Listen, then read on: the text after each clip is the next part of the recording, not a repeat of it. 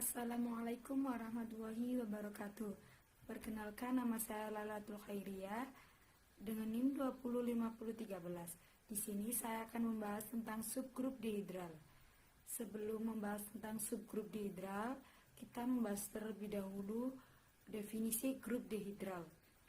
Grup dihidral ke N-Dn merupakan grup yang terdiri dari simetri-simetri N segi banyak atau N poligon yang teratur.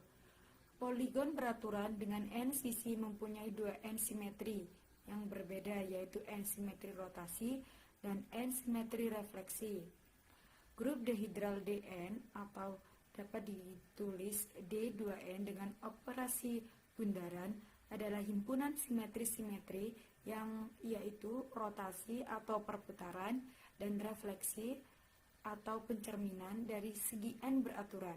Dinotasikan dengan D2N untuk setiap N lebih besar sama dengan 3. N anggota bilangan asli dengan operasi komposisi dan memenuhi semua aksioma grup. Anggota dari grup dihidral 2N merupakan notasi dan komposisi dari rotasi dan refleksi, atau bisa dituliskan anggota dari D2N yaitu E, R pangkat 2 sampai R pangkat N-1, S, SR, SR pangkat 2 sampai SRN-1 dengan keterangan E yaitu identitas, RN, R pangkat N simetri putar, SN simetri poros 1, 2, 3 atau N banyaknya. Contoh grup dihidral. Buktikan apakah D6 dengan operasi bundaran merupakan grup dihidral. Perhatikan grup dihidral D6 yang terdiri dari simetri-simetri segitiga sama sisi. Notasi R untuk rotasi dan notasi S untuk refleksi. Notasi D6 untuk grup dihidral ke-6. Berikut ini adalah tabel Cayley untuk D6. Pengisiannya akan saya jelaskan berikut untuk cara mengisinya. Ini adalah cara untuk mengisikan tabel Cayley. Sebelumnya kita menentukan rotasi dan refleksinya. Yang pertama itu rotasi, misalkan R0, R1 adalah rotasi dengan pusat O dan besar sudut masing-masing. Yang pertama ada 0 derajat, yang kedua 120 derajat dan 240 derajat. Yang pertama untuk 0 derajat berarti rotasinya itu 1 sama ke 1, 2 tetap ke 2 dan 3 tetap ke 3, atau bisa dituliskan 1, 2, 3. Untuk yang sudut 120 derajat berarti 1 ke 2, 2 ke 3 dan 3 ke 1, atau bisa dituliskan 1 ke 2, 2-nya ke 3.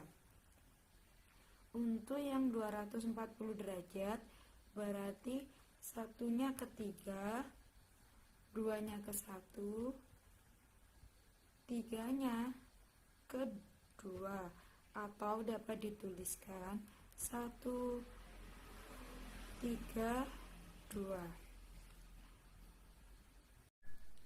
Untuk yang refleksi, yang pertama ada titik pusat di 1.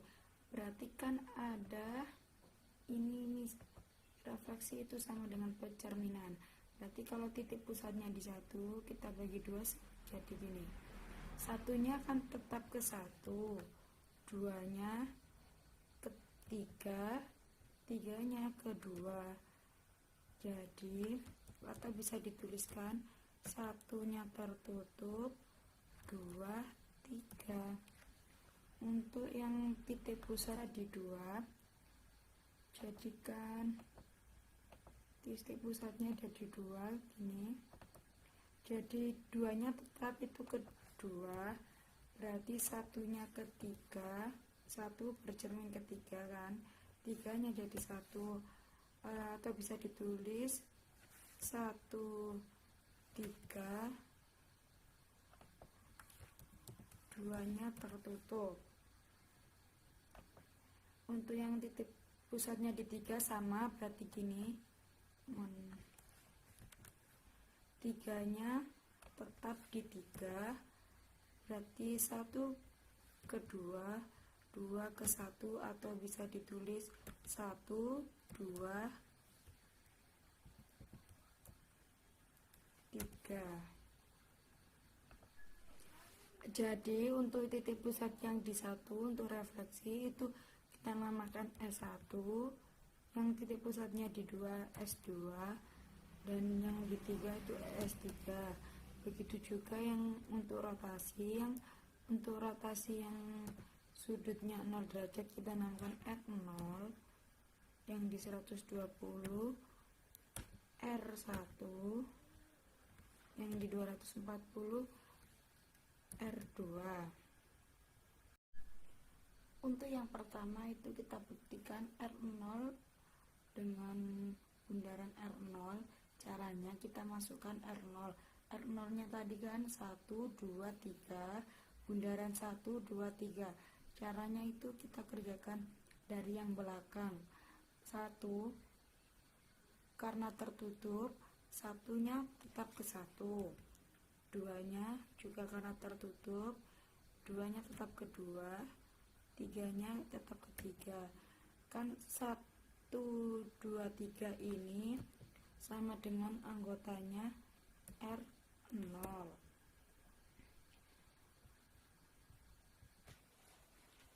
Contoh yang kedua yaitu R0 bundaran R1. R0-nya tadi 1, 2, 3, R1-nya 1, 2, 3. Caranya itu kita dari belakang, berarti kan 1 ke 2, karena 2-nya tertutup, berarti ini 1-nya ke 2, 2-nya ke 3, karena 3-nya tertutup, berarti 2-nya ke 3, 3-nya ke 1. Karena 1, 2, 3 itu anggotanya R1, jadi ini R1.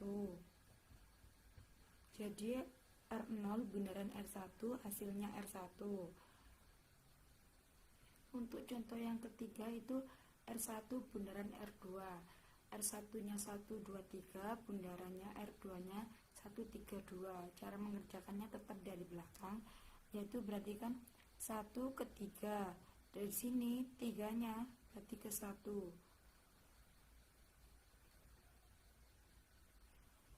Berarti ininya 1, yang kedua 3-nya ke 2, yang 2 di sini depannya 3. Mohon maaf, berarti kan 3-nya ke 2, 2-nya di depan, ini ke 3, berarti ini 3-nya ke 3.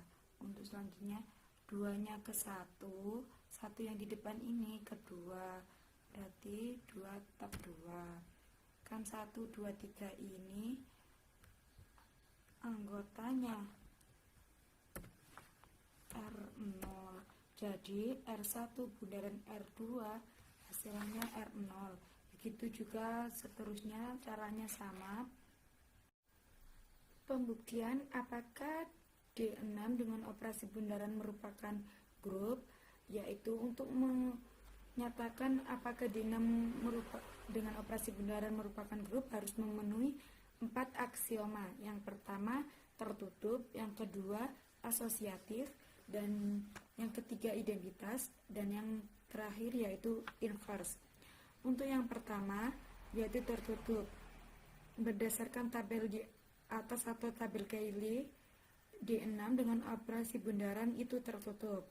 Yang kedua syaratnya yaitu asosiatif. D6 dengan operasi bundaran bersifat asosiatif karena sifat komposisi itu bersifat asosiatif. Untuk identitas, syarat yang ketiga yaitu identitas. Identitas D6 dengan operasi bundaran adalah R0. Untuk syarat keempat yaitu inverse, yaitu R0 inverse atau R0 pangkat min 1 sama dengan R0, itu bisa dilihat dari siapa itu yang dari tabel Cayley yang hasilnya R0. Jadi R0 dengan R0 hasilnya R0. Jadi R0 inverse-nya itu R0, R1 dengan R2, yaitu R1 inverse sama dengan R2. Pokoknya itu yang menghasilkan, yang di tabel Cayley yang menghasilkan R0. Jadi karena D6 dengan operasi bundaran memenuhi keempat aksioma, maka D6 dengan operasi bundaran adalah merupakan grup.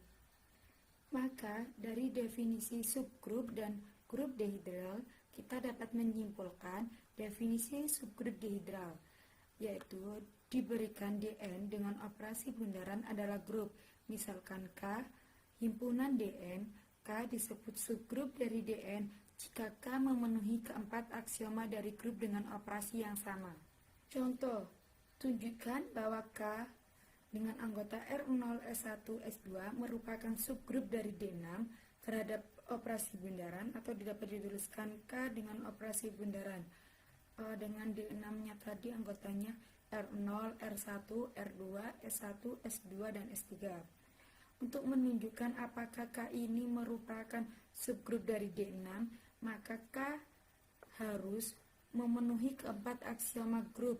Yang pertama, bersifat tertutup. Nah, untuk bersifat tertutup ini kita menggunakan tabel Cayley untuk membuktikannya. Pembuktiannya yaitu caranya sama seperti tadi. R0 bundaran R0 hasilnya R0, R0 bundaran S1 hasilnya S1, dan seterusnya. Dari tabel Cayley dapat diketahui bahwa K bersifat tertutup. Mengapa K bersifat tertutup? Karena hasilnya itu ada pada anggota K itu sendiri. Yang kedua, asosiatif. K bersifat asosiatif karena komposisi fungsi itu bersifat asosiatif. Untuk syarat yang ketiga yaitu identitas. Identitas K dengan operasi bundaran adalah R0. Setiap A elemen K sehingga E elemen K. R0 bundaran E sama dengan A, E bundaran R0 sama dengan A. Di sini untuk identitasnya yaitu R0, yaitu memiliki inverse. Yang syarat yang keempat memiliki inverse. R0 inverse sama dengan R0, S1 inverse sama dengan S1, S2 inverse sama dengan S2. Karena keempat aksioma berlaku, maka K merupakan grup terhadap operasi bundaran. Akibatnya, K merupakan subgrup dari D6. Sekian penjelasan dari saya. Terima kasih. Apabila ada kesalahan kata atau perbuatan, saya mohon maaf. Wassalamualaikum warahmatullahi wabarakatuh.